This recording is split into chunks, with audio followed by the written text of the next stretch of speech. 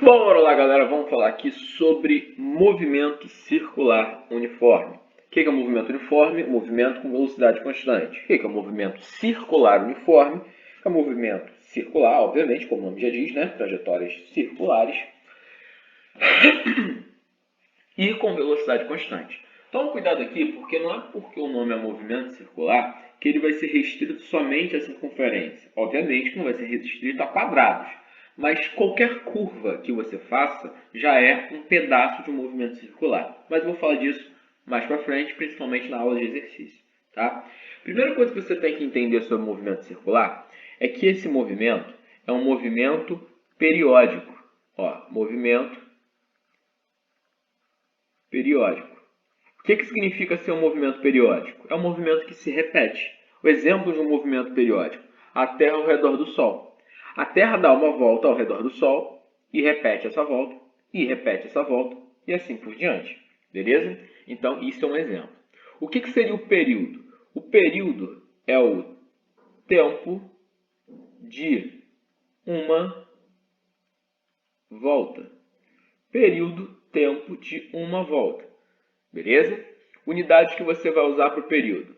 Ele pode ser o segundo, pode ser o minuto, pode ser a hora, pode ser uma semana, pode ser dia, pode ser ano, qualquer unidade que meça tempo. Mas a principal unidade que nós usamos é o segundo, é uma unidade do Sistema Internacional. Beleza? Seguindo. Aí você também tem que identificar o que seria uma frequência. O que é este troço? O que é a frequência? É o número de voltas que ocorrem em um intervalo de tempo. É o número de voltas que ocorre em um intervalo de tempo. Certo? Como assim? Vamos pegar o intervalo de tempo como sendo a semana. Então, os dias da semana, eu quero que você fale. Normalmente, quais dias da semana você iria para a escola? Você iria segunda, terça, quarta, quinta e sexta. A semana tem 7 dias, dos quais você iria 5. Então, você iria 5 dias de um total de 7. Sua frequência semanal é 5/7. Beleza? Vamos dizer que no mês você iria aproximadamente 20 dias, mas um mês tem 30, então você iria 20 de 30, certo? Frequência, 2/3. É a quantidade de vezes que você faz uma ação num tempo. Unidades que você vai ter para isso serão hertz. Desculpa o barulho, porque o meu vizinho está em obra, então vai acabar refletindo aqui. Hertz e o RPM, certo? RPM são rotações por minuto. Também pode vir como BPM, que são batimentos por minuto. A ideia é a mesma. Acontece que Hertz é a principal unidade, é a unidade do Sistema Internacional. Caso eu precise passar de Hertz para RPM ou RPM para Hertz, tem um esquema, beleza? Então, se eu quiser passar de Hertz para RPM, eu multiplico por 60. Se eu quiser passar de RPM para Hertz, eu divido por 60. Beleza? Agora, essas duas informações, o período e a frequência, elas se comunicam. E eu vou te mostrar agora como é que isso acontece. Então, eu vou escrever aqui uma tabelinha, montar uma tabela, igual aquela que vocês fazem na matemática para representar a função.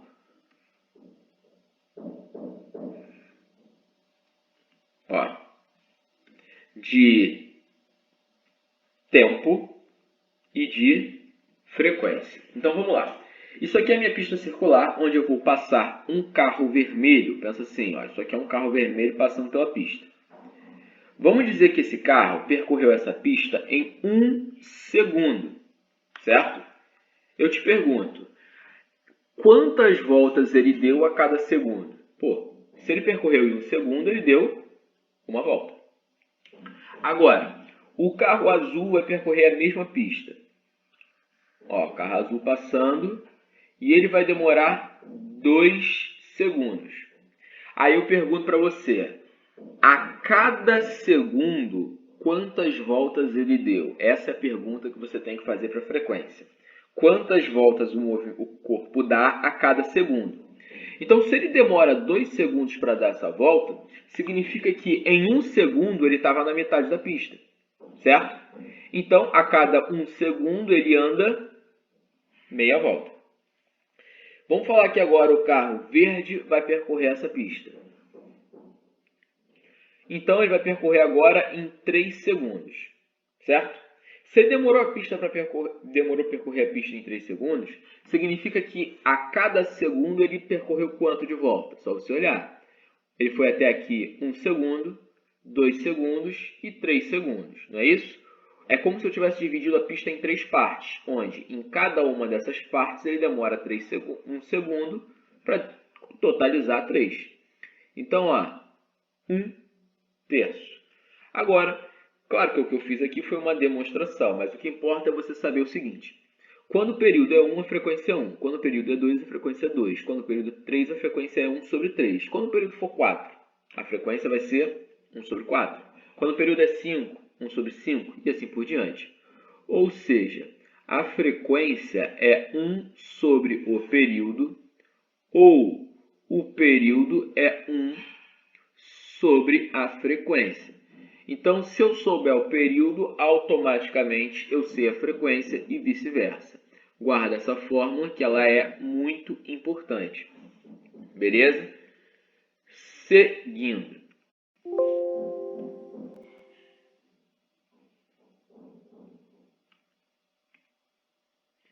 Aqui a gente vai começar a falar do movimento em si, beleza? Aquela história de velocidade, tudo que a gente via na cinemática a gente vai falar aqui também. Então, pensa o seguinte, o corpo vai começar na posição S0. Ah, como assim? Pô, posição inicial, beleza? E ele vai andar até a posição S, que é a posição final. Só que esse corpo está sobre uma circunferência, e toda circunferência tem aquela informação que é a mais importante, nome, raio, certo? O que é o raio? A distância do centro até um ponto qualquer.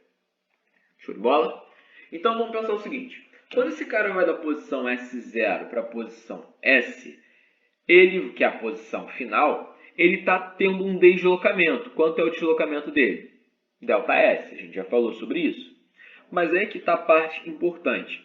Quando você tem um deslocamento ΔS, repara que você teve um ângulo.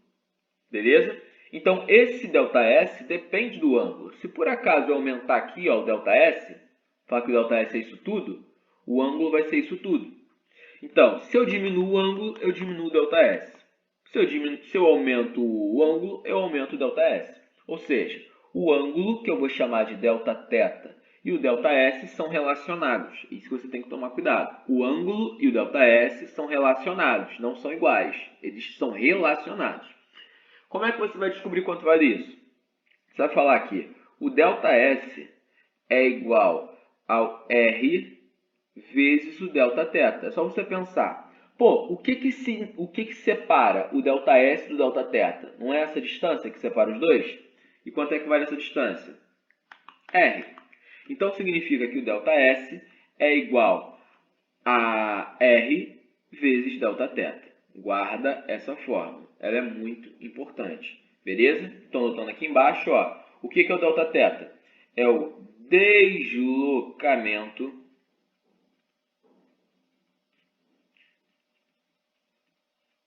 angular. Show de bola? Seguindo. Aqui nós temos também a famosa velocidade angular. O que é isso? Primeiro, o que é uma velocidade? Lembra que a velocidade é aquela história do ΔS sobre ΔT? E o que é o ΔS? É um deslocamento. Consequentemente, o que vai ser a velocidade angular?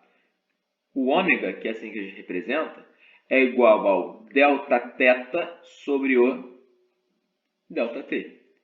Beleza? Então, isso aqui é uma maneira que nós temos para poder representar.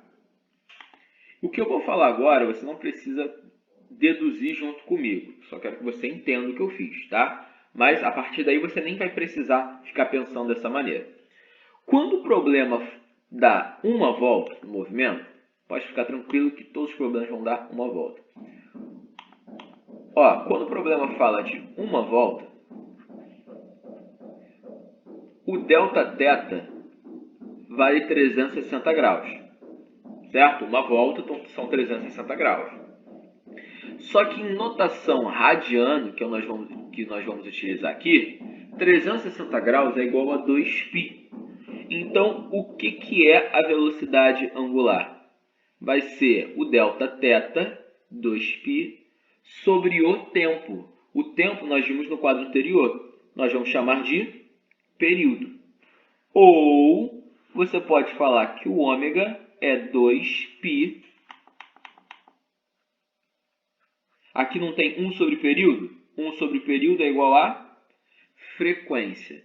Então, guarda essas formulinhas aqui. Beleza? Essas duas que eu coloquei aqui embaixo são mais importantes do que essa aqui em cima. Aqui, ó, sinal de importância. Show de bola? Seguindo. A relação entre a velocidade linear e a velocidade, ou tangencial, né, como ela é chamada, e a velocidade angular. Então, ó, tá vendo essa forma? Olha o que eu vou fazer com ela. Eu vou dividir ela por ΔT. Como assim? Ó, dos dois lados eu vou dividir um ΔT. ΔT é igual a R Δθ ΔT. Repara, é a mesma fórmula, só que dos dois lados eu coloquei um dividido por ΔT. Quem é velocidade dividido o ΔS sobre ΔT? Velocidade. Quem é o Δθ sobre o ΔT? É o ômega. Então, só reorganizando isso aqui, você vai ter V igual a ômega R. Então, outra fórmula importante. Do quadro que eu coloquei aqui, que a gente está fazendo, a fórmula menos importante, não estou falando que é a fórmula inútil, tá? Mas a menos importante é essa. Menos importante é a velocidade angular, Δθ sobre ΔT. As outras a gente vai usar com maior frequência. Beleza? Só para te ajudar a decorar. Essa fórmula aqui a gente pode gravar ela falando que vi bundinha rebolando. Beleza? Então, o que é velocidade, a relação entre a velocidade tangencial e angular? Vi bundinha rebolando. Show de bola? Unidade. Cara, unidade disso aqui vai ser radianos por segundo. Unidade disso aqui vai ser metros por segundo. E a unidade do raio vai ser metros. Só que aqui eu não coloquei antes, mas estou colocando agora, tem uma informação que você tem que lembrar, que é a aceleração centrípeta. Olha, eu sei que é formação demais. Pô, é muita forma. Cara, eu entendo. É realmente muita forma. Mas eu quero que você comece a tentar fazer os exercícios. E na semana que vem eu vou estar resolvendo exercícios de movimento circular com vocês. Beleza? Você vai ver que por mais que seja muita forma, os problemas se repetem. Vai ter até mais algumas, né? Mas você vai ver que os problemas se repetem muito. Então, não é tão difícil quanto aparenta ser. Show de bola? Então, o que é uma aceleração centrípeta? Primeiro, por que tem aceleração se o movimento é uniforme? Essa história da não existência da aceleração é quando você fala de movimento retilíneo. Quando um corpo faz uma curva, a curva não é algo natural. Tanto é que quando você está no automóvel e o automóvel vai fazer a curva para a direita, você sente seu corpo sendo jogado para onde? Para a esquerda. Na verdade, o seu corpo está sendo jogado pela tangente, certo? O que seria uma tangente? Quando você tem a circunferência aqui, ó, como nesse caso, eu posso falar que essa circunferência tem várias retas tangentes. São retas que tocam na circunferência só uma vez. Tá vendo? Tocou aqui, tocou aqui. Estar tangente significa formar 90 graus com raio. Eu quero que você lembre do conceito, mas não se desespere, porque você não vai ter que ficar pensando nisso o tempo inteiro. Tá? Tangente forma 90 graus com raio. Então, o que seria aceleração centrípeta? Quando o corpo vai fazer uma curva, não é algo natural. Ele precisa ter alguém puxando ele para o centro. E é exatamente isso que a aceleração centrípeta faz. O que a aceleração centrípeta faz? Curva. ela puxa o corpo para o centro. Ela permite que o corpo faça a curva. Beleza? Qual é a fórmula da aceleração centrípeta? Ela vai ser v ao quadrado sobre r. V é a velocidade, r é o raio. Mais uma vez, eu sei que tem muita fórmula, mas o meu conselho para você: escreve todas essas fórmulas, faz um resuminho de movimento circular e conforme você vai resolvendo os exercícios, você vai recorrendo a essas fórmulas. Você vai ver que não é nada absurdo, tá? Você vai usar os conhecimentos que você ganhou até aqui para continuar resolvendo os exercícios. Show de bola? Então, bora lá, nosso terceiro e último quadro.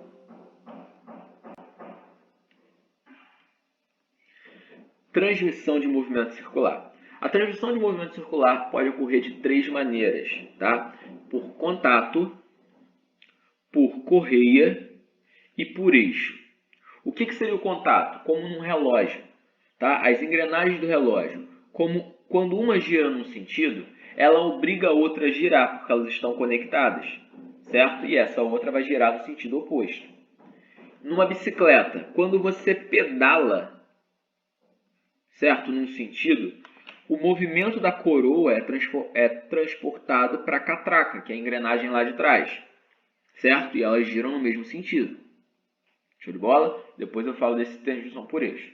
Então a ideia é o seguinte: se eles giram juntos, tanto nessa situação quanto nessa, se eles giram juntos, um movimento gera o outro, eu vou falar que eles possuem a mesma velocidade. Tudo que eu falar para o contato vale para a correia. Então você vai ter que a velocidade 1 é igual à velocidade 2. Mas quem é a velocidade? Que eu acabei de falar lá. Velocidade v, bundinha rebolando, velocidade é ômega r. Beleza? Peço até desculpa pela brincadeira da fórmula, essas frasezinhas, é porque realmente ajuda a decorar, tá? Eu estou pensando realmente nisso, para te ajudar a guardar a fórmula com mais facilidade. Beleza? Só que quem é o ômega? Pô, o ômega, eu vou falar aqui que ômega é igual a 2πf. Putz, vou ter que fazer isso? Não, eu estou te mostrando, mas você não vai precisar fazer toda essa dedução. Ó, R, onde está ômega, eu vou chamar de 2π. R é igual a 2π F2 R2. Posso cortar o 2π de cada lado. F1 R1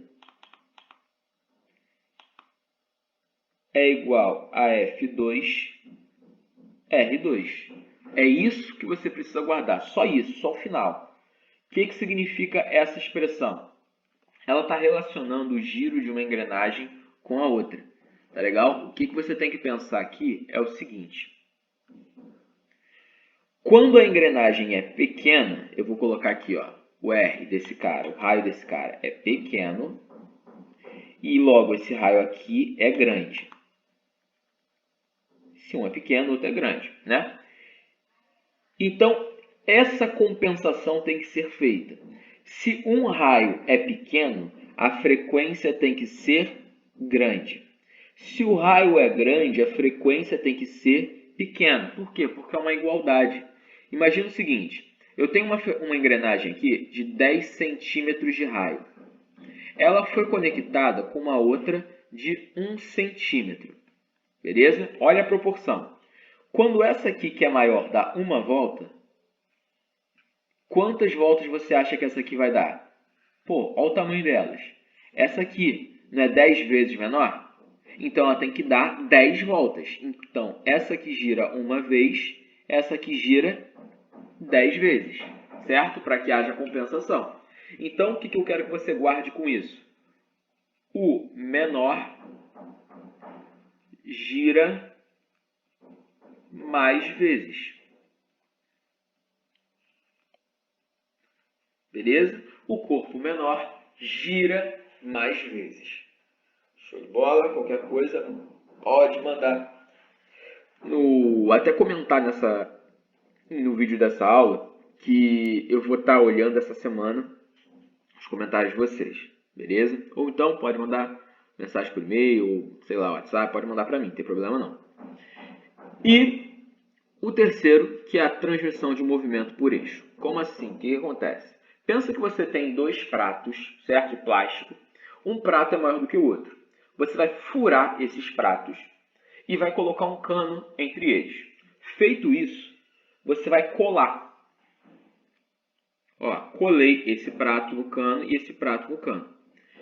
A partir de agora, se eu falar que eu girei o cano aqui numa volta, quantas voltas esse prato vai dar? Pô, se ele está colado no cano, se o cano gira uma vez, o prato anda uma vez, gira uma vez.